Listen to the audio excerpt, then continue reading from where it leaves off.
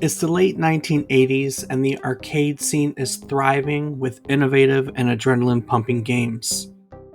But there was still somewhere they had never gone. Sega introduces a state of the art motion simulator cabinet that puts players in the cockpit of a fighter jet, and everybody goes wild.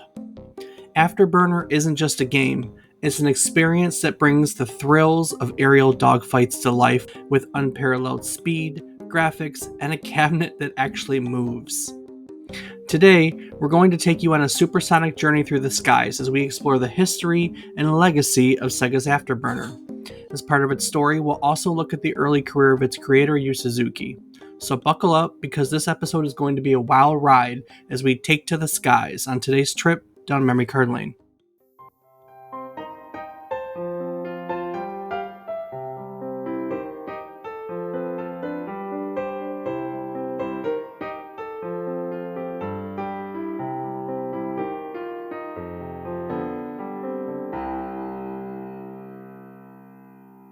Good morning, good afternoon, and good evening. I hope these words find you well. Hello, and welcome to the 204th episode of our video game history podcast, A Trip Down Memory Card Lane. Each week, we'll tell you a story relevant to the current week in gaming history. It can be about a game or the people that have created it. It can be about a console or the technology that brought it to life. We often talk about the companies that bring it all together, making our hobby video games a reality. While telling you each story, we hope to teach you something new about the topic, what it took from the world as its inspiration, or what it gave back to the world in its legacy. Today, we are all going to learn about Sega's Afterburner, originally released in 1987. I'm David Casson, and as always, I'm joined by my co-host who thinks he's a Top Gun, but he can't even handle turbulence on a commercial flight. He's my brother, Rob Casson. Rob, have you managed to fly straight in a video game yet? Well, of course, Dave. Straight to the sky. Straight to the ground is more like it. No, come on. You've flown with me. You know what it's like. A lot of twists and turns, but hey, we stay off the ground. We do stay off the ground. That's very true. I assume you're referring to Battlefield. Well, I meant more the flight sim that you took me to at Margaritaville. Oh, no. Oh, that was awful. We did stay off the ground, though. Indeed, we did. And then some. It was a lot of fun for me. Not as much for you. No, not nearly as much fun for me. That's a really great reference because it is incredibly pertinent to our topic for today. But before we get to that, let's talk about what else has happened during this week in gaming history. All right, well, kicking it off on July 22nd, 1978, SNK Corporation, originally known as Shin Nihon Kikaku, was founded in Osaka, Japan. SNK quickly established itself as a key player in the arcade game industry, developing and publishing a variety of popular titles throughout the 80s and 90s. The company is best known for its creation of the Neo Geo family of arcade and home consoles, which became iconic for their high-quality graphics and extensive library of fighting games. Notable franchises from SNK include Fatal Fury, The King of Fighters, Samurai Showdown, and Metal Slug. SNK's innovative hardware and memorable game franchises have left a lasting impact on the gaming industry, cementing the company's legacy as a pioneer in arcade and home entertainment. On July 27th, 1990, Nintendo released Dr. Mario for the Nintendo Entertainment System and Game Boy. This action puzzle game, developed by Nintendo Research and Development 1 and directed by Takahiro Harada, features the iconic character Mario in a new role as a doctor. Surprising, right? Dr. Mario as a doctor? Right, that's just crazy talk. In Dr. Mario, players are tasked with eliminating viruses by aligning color-coded capsules in a bottle, matching 4 of the same color either vertically or horizontally to clear them from the playfield. The game's simple yet addictive gameplay, combined with its catchy music and increasing levels of difficulty, made it an instant hit. Dr. Mario received critical acclaim for its innovative concept and engaging mechanics, establishing itself as a classic in the puzzle genre and spawning numerous sequels and ports across various Nintendo consoles. I enjoyed Dr. Mario. I actually have never played Dr. Mario. My knowledge of Dr. Mario is just from seeing it and then, of course, from Super Smash. And the uh, music is addicting. Yeah, that I absolutely know. I know So, that very well. yeah, yep. All right. What else we got? On July 23rd, 2004, Crytek announced a partnership with Electronic Arts to publish their next major title, Crisis. This collaboration marked a significant move for Crytek, a developer known for its groundbreaking work on Far Cry.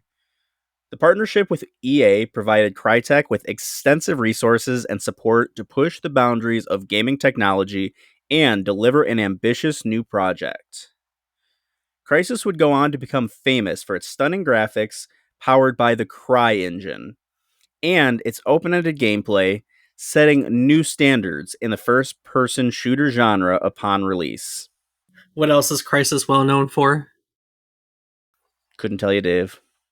Bringing computers to their knees. Ah, you know that. Yeah. It was like the game that all the benchmarks were set by for years. I mean, even now it's still really considered to be taxing on a computer, but that's its claim to fame. So, Wasn't it not until like one of the newer Tomb Raiders that started becoming like not the standard? I don't know when it switched. I don't know when it switched, but I mean, for years the joke was always like, "Crisis is going to set your computer on fire." Basically, even even as we moved into new tiers of hardware, it was always Crisis is going to set your computer on fire. So it was so well known for being so intensive on a computer. Well, clearly it did something right. Mm-hmm. So the partnership underscored EA's commitment to investing in innovative and high quality game experiences and helped elevate Crytek's profile in the industry. It sure did. Did it? Did it though? Yeah, it did. Well, it It helped really elevate the temperatures of your GPU and CPU. uh, the Cry engine's still used to this day. Is it really? It's For still, non yeah. Crisis games? Oh yeah, they used it for Hunt Showdown, the Climb on Oculus, and they're working on a fourth Crisis game right now. So I mean, yeah, there's definitely other games that it's been used for sure. All right. Well, there you go. So There definitely we go. made an impact. On July 27th, 2010, Blizzard Entertainment released StarCraft II Wings of Liberty, the highly anticipated sequel to the 1998 real time strategy game StarCraft. This game continued the epic saga set in a distant sector of the galaxy, focusing on the conflict between the Terran, Zerg, and Protoss races. StarCraft 2 featured a robust single player campaign centered around the Terran protagonist, Jim Raynor, and his fight against the oppressive Dominion. Mm-hmm, mm-hmm. The game also introduced significant enhancements to the multiplayer experience, with improved graphics, new units, and refined gameplay mechanics that upheld the competitive spirit of the original. StarCraft 2 received widespread critical acclaim for its deep strategic gameplay, engaging story, and high production values, solidifying its place as a cornerstone in the esports community and a benchmark for RTS games. And we covered the original StarCraft back in 135, so if you want to learn the history of the series, go listen. Yeah, we talked about we talked a little bit about StarCraft 2 in that one. We had friends. It was fun. Yeah, Zerg Rush. Zerg Rush indeed. Last up for this week in gaming history, on July 25th, 2017, Epic Games launched Fortnite in early access, initially focusing on its cooperative sandbox survival mode known as Fortnite Save the World.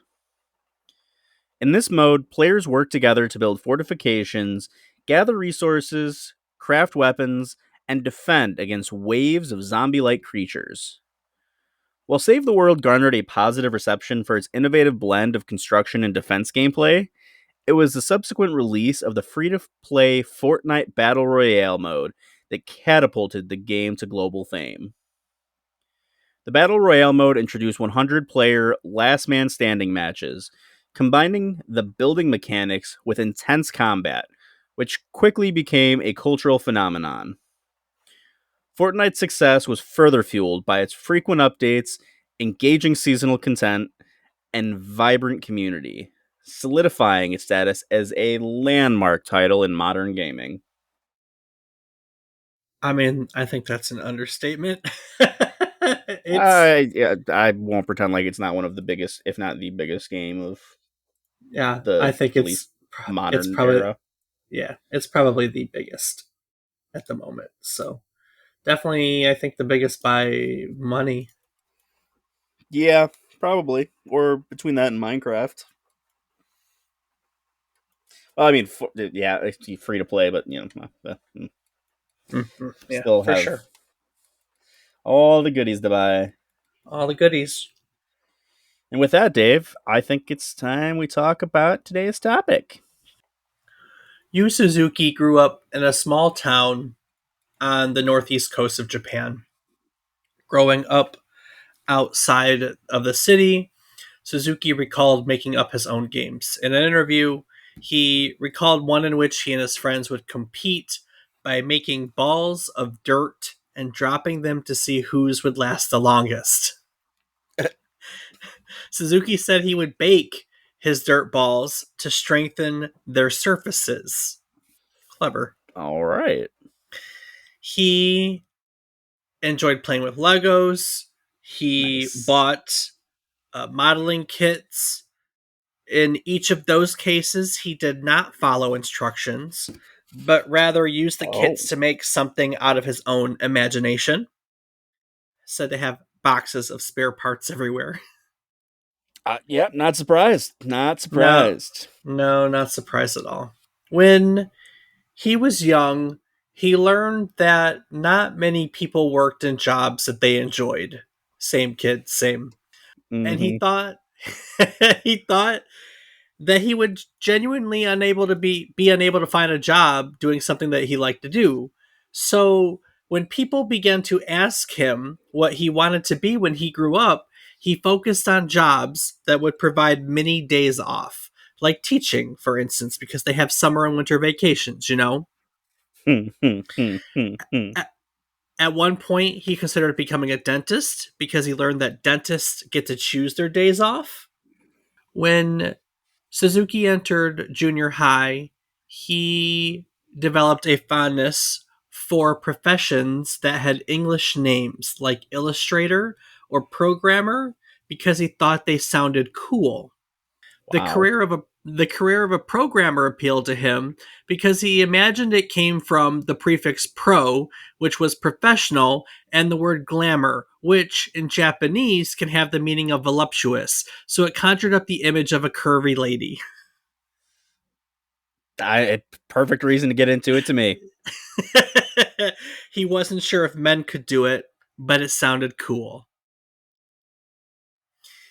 And it stuck. He followed this notion of programming into college, where he graduated from the Okayama University of Science with a degree in what was called electronic science in 1983.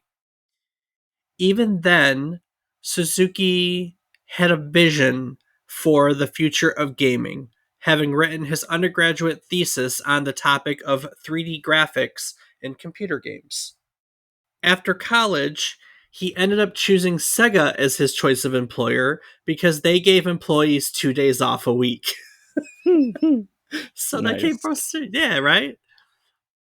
In the beginning, as an employee of Sega, he was all over the place.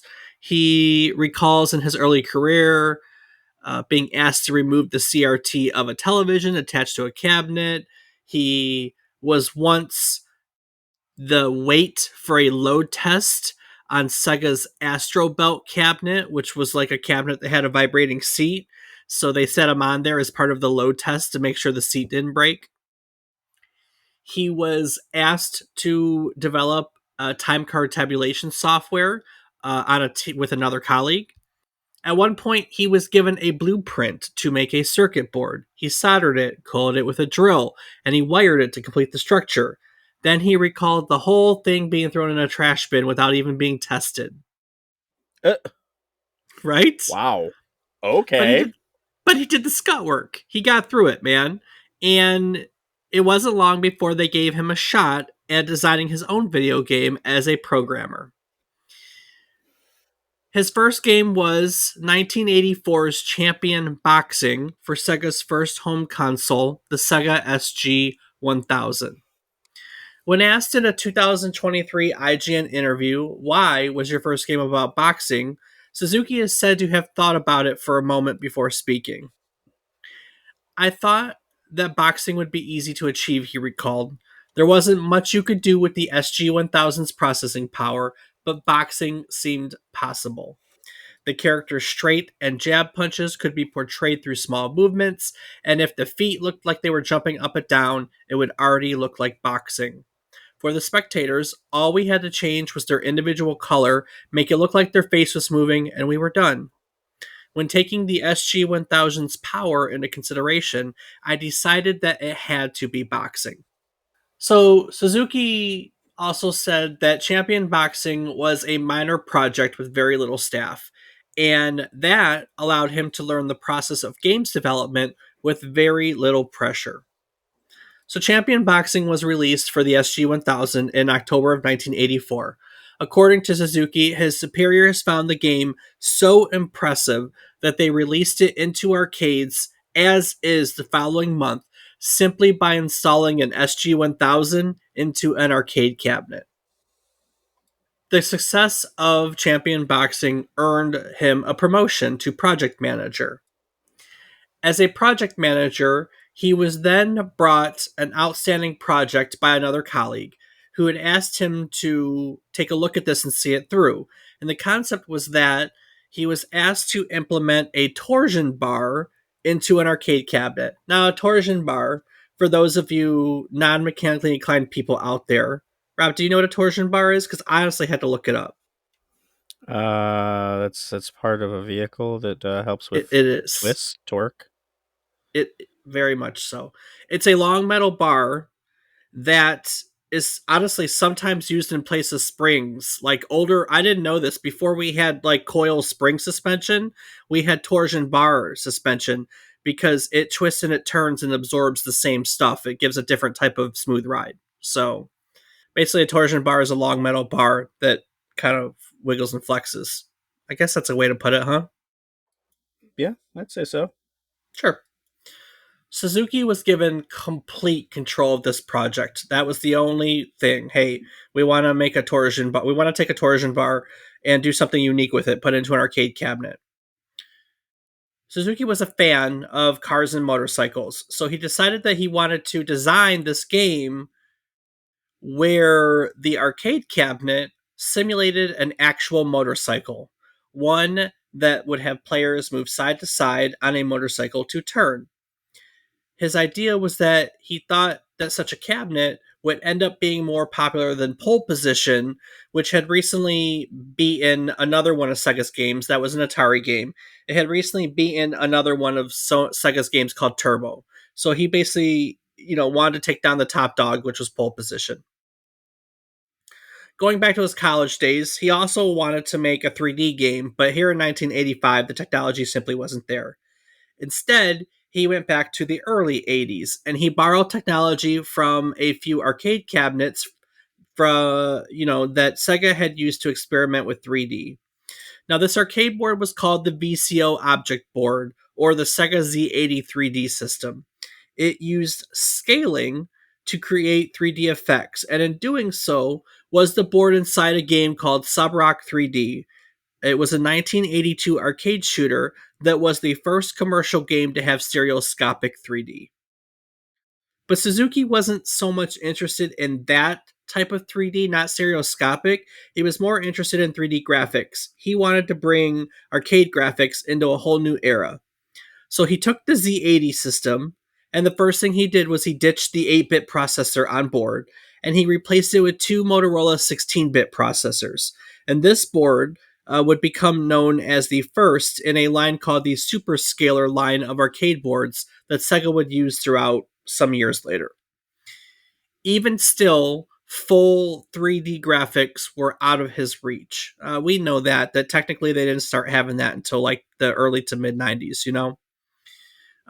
So in this case, he settled on creating 3D backgrounds and effects through a similar sprite scaling technique that they used to get that stereoscopic 3D. Market research at Sega would determine that the popular kind of motorcycle racing was GP 500 road racing. Suzuki had wanted originally to do dirt racing. So road racing became the style of the game, and Sega's Hang On was born. You ever play Hang On? I mean, it's No, I can't say I'm familiar with Hang On. in case you were wondering, a little fact for today, the title Hang On came from the term used when a biker is turning and has to hang on to the bike while it's leaning. Suzuki had gotten the term from a Japanese magazine, but confusingly enough, in the United States, we actually call it hanging off of the bike. You know, there was a little bit of confusion among the motorcycle community because of that. I guess now it really doesn't matter, though, right? I mean, I don't know. I'm trying to imagine. Like, I guess maybe if you're like a racer is why they call it, like you'd be hanging off. Like, I feel like when I'm turning on my motorcycle, I'm not really hanging off the side. I'm No, just but kind of this is leaning. but this simulates those road motorcycles that the guys actually do lean with their knee almost dragging the ground. Okay, it's more of a rate. Yeah, okay. All right. So I mean, when I say that, you know exactly what I'm talking about. Yeah, no, when you say it like that, yeah, I envision it. I've seen enough racing to know those guys, yeah, they're pretty off the bike. Yeah, You got those are the maybe a cheek, a yeah quarter of a cheek, if not less. yeah. Those are the. I mean, literally where their knee, like where the bike leans so much that their knee is pretty much. I mean, in some cases does drag the ground. Oh yeah, no, they 100% have dragged like if they had spark pads on their knee, 100% you'd be seeing sparks. So that was hang on.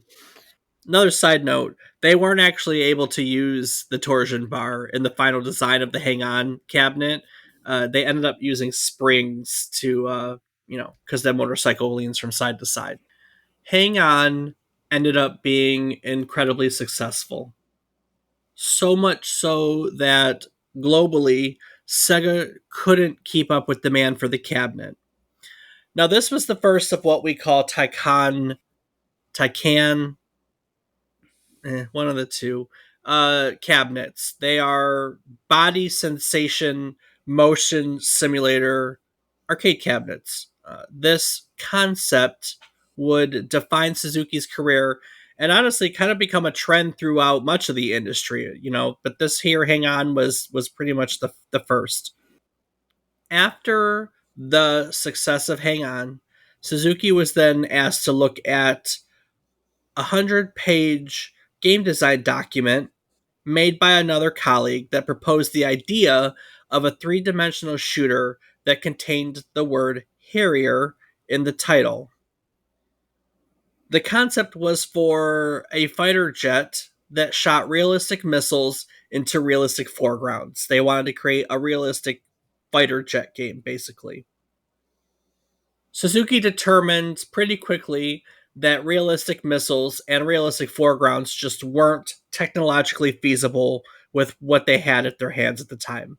Nor did they have the ability to project the aircraft properly, realistically, rather, from all the different angles that it would need to be portrayed from. So Suzuki sat down and rewrote the entire proposal, really only keeping the Harrier name. The fighter jet was changed to a jet propelled human because it was easier to depict than a fighter jet. And with that, the rest of the realism just went right out the window. It was Oh, come on, you don't think that's changed. realistic? Come on, Dave. No, jet powered human. Yeah, Maybe. it's so real. Come on. It was changed to a science fiction setting. Uh, Monsters were thrown in there as the enemies, and three different cabinets were designed alongside the game. There was, of course, as there always is, an upright cabinet. There was a sit down version with a fixed seat, and what is perhaps its best known version is a deluxe cockpit style rolling cabinet mounted on a motorized case that moved depending on the direction that the players moved the joystick. So, a motion simulator cabinet. Initially, Sega was hesitant to create a cabinet that cost so much to produce, but Suzuki was so confident in its success that he offered up his salary as compensation if the cabinet failed. Wow. It did not fail. Well, It did good, not because that fail. would have sucked. I I know. Instead, Space Harrier, as the game would be known as, was released in October of 1985, and it was an absolute hit. So here, another one of Suzuki's Taycan games is a smashing success. So he was asked, what's next? He was given an opportunity to revisit his love of cars this time, because they wanted him to create another racing game after the success of both Hang On, and another group had made a basically dirt track version of that game called Enduro Racer. These two motorcycle racing games released by Sega were incredibly popular, so they wanted him to take a shot at that Taycan concept, but in a car racing version. So his original concept was to create a game that played off of the film Cannonball Run. He therefore suggested, because the film was stuck in his mind, that they use the United States as a setting, and he requested travel arrangements be made to scout locations in the United States. The president of Sega at the time, which was Hayao Nakayama, believed that the United States was too unsafe.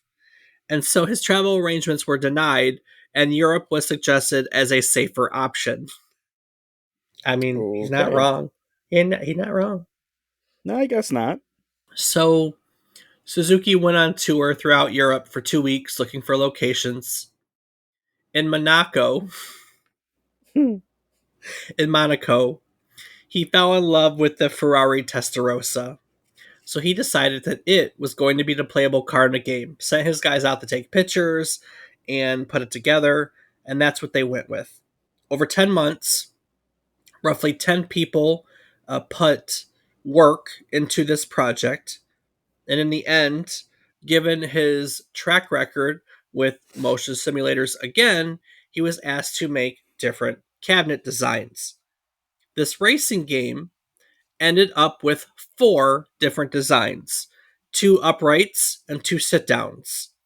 Like his previous motion simulators, the sit down designs use drive motors to move the main cabinet, shaking it and turning it along with the gameplay.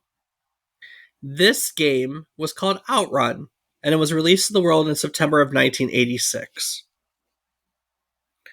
Outrun was incredibly popular. In fact, it is one of Sega's most popular arcade cabinets for the entirety of the 1980s. It was ported to tons of computers and consoles and did very well in all of those. For a long time, it was on the list actually of best selling video games of all time. But we know that these older games are harder to, it's hard for them to compete in the modern era, so it's not as much there anymore. But with that being said, it is, even to this day, part of the conversation for perhaps some of the most influential games in the racing genre, if not a very influential game in the entirety of gaming, because it was a shining light for arcades. At a time that there wasn't much else, if that makes sense. So Yeah, I'd say it does. Suzuki was the king of motion simulator cabinets at the arcade. And with Outrun, he now had success after success after success in terms of taking people for wild rides at the arcades. Do you know what else has taken people on wild rides over the years? I do, but I don't think I should say, Dave. No, not that. Podcasting. Everybody's doing it these days, you know? Have you, our fellow listeners, maybe considered making your own podcast? Do you have something clever, witty, intelligent, engrossing that you'd like to share with the world, but maybe you just don't know how? If so, our friends at Zencaster have created an all in one podcasting suite of tools that makes it easier than ever to create your own podcast. With Zencaster, it's super easy to record a podcast. Everyone logs in using their web browser, and you start recording a high quality podcast right away.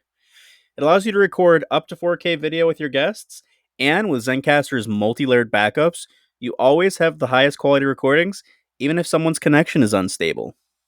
And with Zencaster, you never have to worry about what you sound like. Zencaster's post production process always makes you sound great, makes you sound buttery smooth. It automatically removes all those filler words, removes all the awkward pauses in conversation.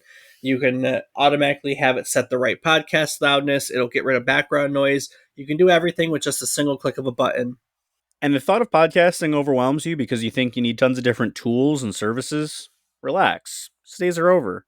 With Zencaster's all in one podcasting platform, you can record your podcast, edit it, and distribute it all from one place. So if you'd like to start your own podcast, or maybe you're looking to take your current podcast to the next level, we've got a deal for you. Go to zencaster.com/pricing and use our offer code, one word, memory card lane, and you can get 30% off the first month of any Zencaster paid platform. Sign up for Zencaster today, and you can experience the same ease in producing your own high quality podcast as we do each week.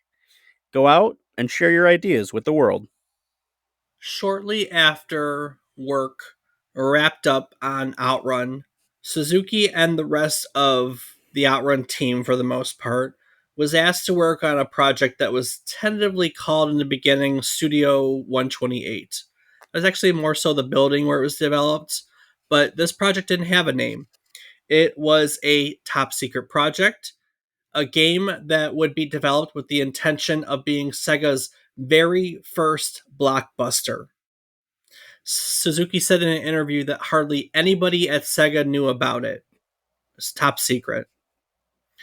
In an article about that team, to add to that, there were a bunch of stories about one overzealous programmer named Masashiko Kobayashi.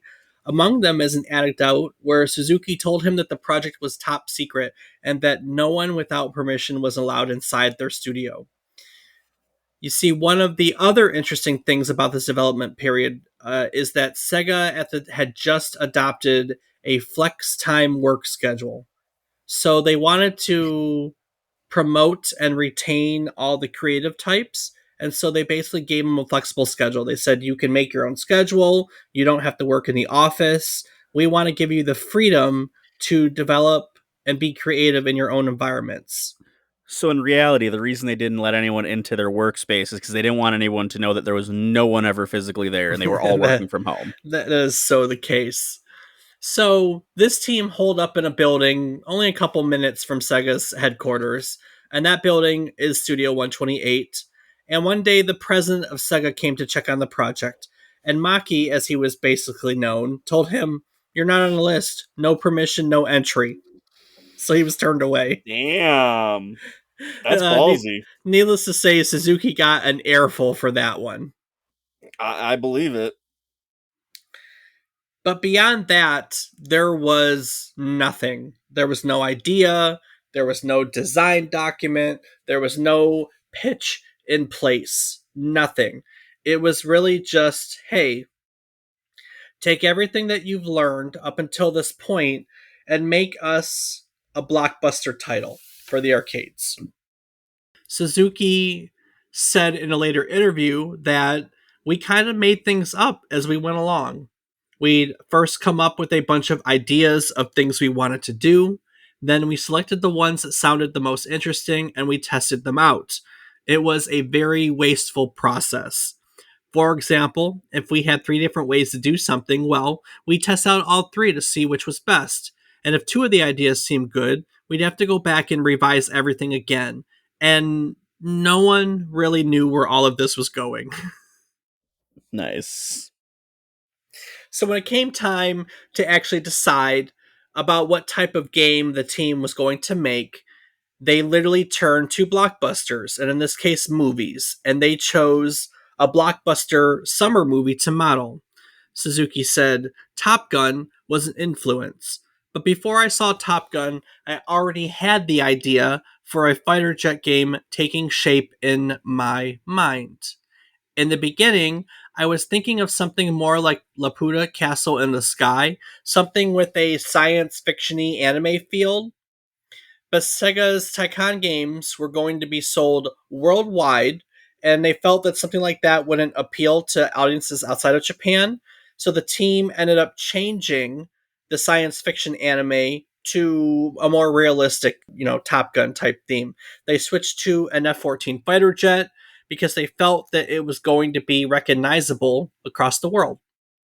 The team also decided at the get go that they wanted to develop and test this game on an NEC PC98 personal computer.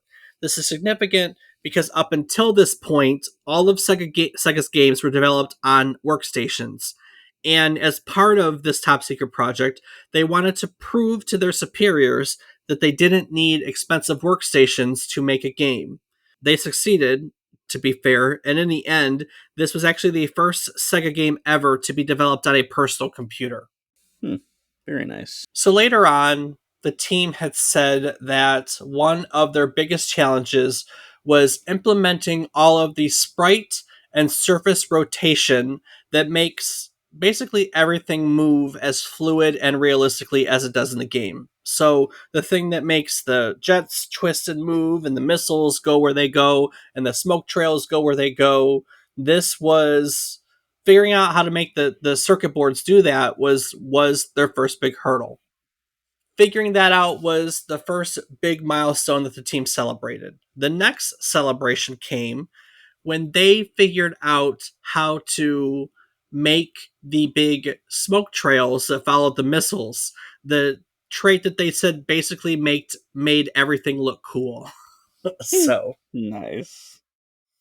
when designing the rest of the game, Suzuki said that for stage progression, they wanted it to feel like you've started somewhere out in the middle of the Mediterranean and we're heading towards Russia. In hindsight, he added, I don't think we did a very good job of doing that. They also added a refueling scene to break up the gameplay, and in creating it, they also had to add a landing scene for the game. Suzuki said that he wanted that to be like the scene in Top Gun, where the motorcycle is running alongside the jet. So they added a motorcycle, and somewhere along the way, it became the hang on bike. And then somewhere else in the game, they added the Ferrari from Outrun. So both of their older arcade games are represented there. Oh, that's pretty neat. I mean, no complaints there. No, not at all. With the game made, it came time to design the cabinet, and for Afterburner, they wanted to up their game. They created an even more elaborate cabinet than their earlier simulator games. The Afterburner cabinet simulates an airplane cockpit. It has flight stick controls. It has a chair with a seat belt and hydraulic motion that moves, tilts, rolls, and rotates the cockpit in sync with the on screen action. The first prototype of this was a monitor attached to a steel frame, and it was said to have such amazing power that it was too dangerous for people to play. Nice. So they had to lower the power levels on the motors as they refined the prototype. But they did refine it. Refined? They did refine it. They refound And they refound it. Yes, indeed. They refound it. And Afterburner, as the game was called, was released in July of 1987 in Japan and slowly made its way across the rest of the globe by the end of the year. Do you ever? I mean, I know they're older now, but do you remember sitting in an afterburner arcade cabinet? I've only ever been in one actual like I flew and controlled the cabinet simulator, and that was at the Ohio Air Force Museum, and I don't think that it was an afterburner cabinet. Gotcha. So the only other thing that like the only arcade cabinet that I've done that was like that was there was a car one when we went to someplace years and years ago. I remember this would have been early 90s before you came around. That this cabinet was at Chuck E. Cheese's. So every time we go to Chuck E. Cheese's, I had to play this cabinet because it moved. I mean, Oh yeah, how I couldn't blame freaking you. how cool was it of all these cabinets all throughout the place? And then you had this fighter jet game that when you moved, it moved, you know? And like, I mean, in hindsight, it doesn't move like modern cabinets, but for 1990s me, oh my god, was it the coolest thing ever? I mean, I loved going to play Afterburner. I wasn't any good at it, but I definitely think this is one of the games that sparked my interest in simulators because for a while I was really big into flight sims and racing simulators. And I'm pretty sure I got the bug from games like this, where I just thought it was the coolest thing ever to sit in a plane cockpit and move. Move. I mean, that was amazing. It was amazing. Oh, I 100% agree. If I had seen more of the cabinets like that, I would have 100% been all up in that. But, like I said, just the few arcades that I went to didn't seem to have them. Nah. The Afterburner arcade cabinets were incredibly expensive. The sit-in cabinet that we're talking about was about $6,500 in 1987. That is almost $18,000 today. I actually did the math. It's $17,979 roughly. So $18,000 for a cabinet. I mean, I get why people aren't spending Wow. that kind of money, you know. Yeah, no. Despite now, I mean, now, despite this, the Afterburner cabinet was incredibly popular. It was one of the highest grossing arcade cabinets in Japan in 1987. It was the highest grossing arcade cabinet for the entirety of 1988 in Japan. It actually tied it. They put out a sequel called Afterburner 2, and Afterburner 1 and Afterburner 2 were number 1 and 2 tied or not tied, depending on who did the publication, for Japan's highest grossing arcade in 88. And the Afterburner cabinet itself was among the top 5 cabinets in the United States for 1988. So it was an incredibly popular cabinet. It was a moneymaker through and through, right? Right. And like I said, it spawned a sequel, Afterburner 2, which came out in 1988. Afterburner 2 wasn't really a brand new game. It's more seen of a revision on the original game, but it's an Afterburner game nonetheless, which we got in 1988. And then realistically, the Afterburner brand, it hasn't really been touched since then. There are no Afterburner 3 or Afterburner modern games or anything like that. The Afterburner brand is referenced in other Sega games, like, for instance, Shenmue and Bayonetta, but otherwise, there really haven't been any additions to the Afterburner series.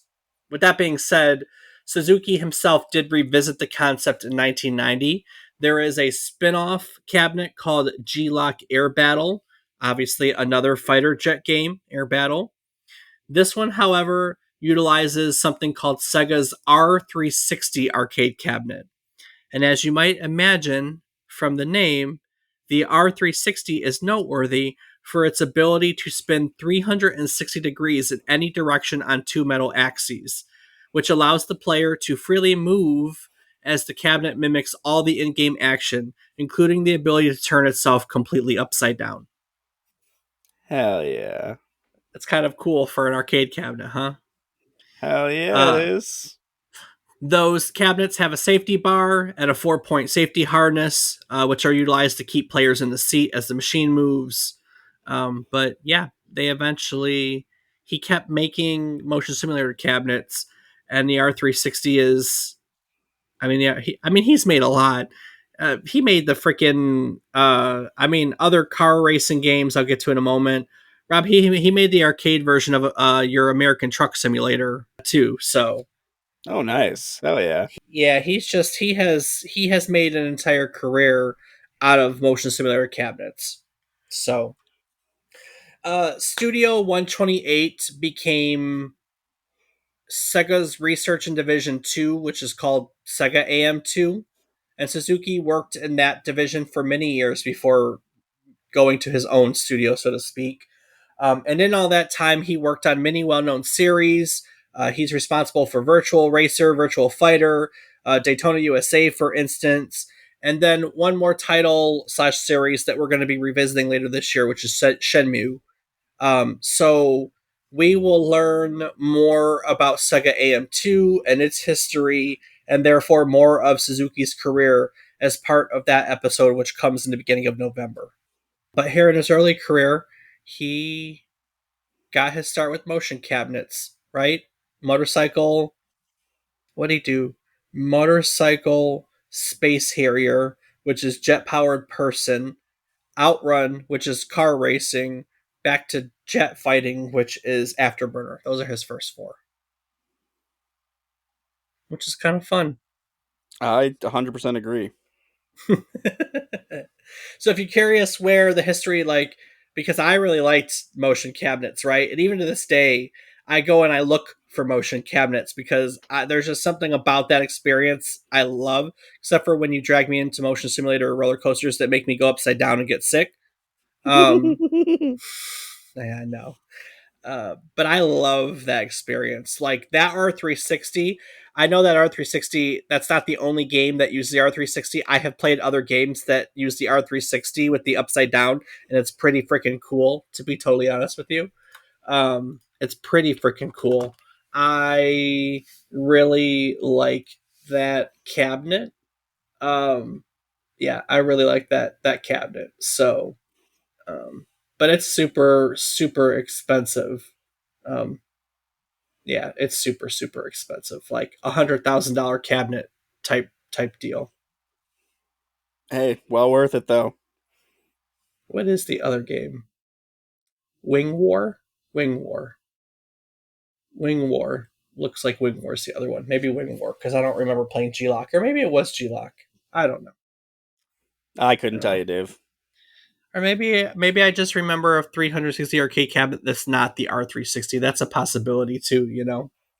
Very possible. Yeah, I couldn't tell you. So that is the story of Afterburner and Yu Suzuki, at least his early career, which, like I said, we will revisit again later this year. So there are a lot of other games that are part of it. If you want to see about our Shenmue episode later this season, season as if years are seasons, later this year, or maybe you want to learn about Sega's early history, or in the beginning we actually talked about, what did we talk about? Starcraft. We have plenty of other episodes with 203 other stories for you to check out. And you can, of course, do so by going to our website, which is www.memorycardlane.com. Rob, what else can people do on our website? Well, you can find a calendar of our upcoming episodes, as well as links to several different places you can chat with Dave and I, such as our Discord, our access to our Patreon, where you can help support us and get access to ad-free and unedited versions of our episodes, as well as our social medias, where I am on several platforms as Rob_O_Raptor and Dave. I can be found on various social media platforms as David underscore is underscore wrong. David underscore is underscore wrong. That's it. David is wrong. Just find me as David is wrong. Each week, we tell you a story relevant to the current week in gaming history. It can be about a game, a console, a technology, a person, a company. We just find some way to make it relevant to the publication week that of this episode. We talk about the concept. This week, we are talking about Afterburner for arcade cabinets in the late 80s. One of the best things about doing this week after week is that when I sit down to research every episode, I look for things I didn't know. Because in my mind, if I didn't know, I'm hoping that you don't know. And it's so much fun to learn new things and then in tandem to be able to teach them back to you. So, in recognition of this, what I consider to be a fantastic cycle of teaching and learning, we like to talk about what we've learned each week. So, Rob, what did you learn today? Well, I think that my favorite takeaway is that, obviously in the end, he became very successful and was able to become the master of these motion cabinets. But to get started, our boy Suzuki created a board that was just tossed without being tested. And if that's not a testament to the dedication that he had to keep going after that, I don't know what is, because I would have been pretty damn pissed.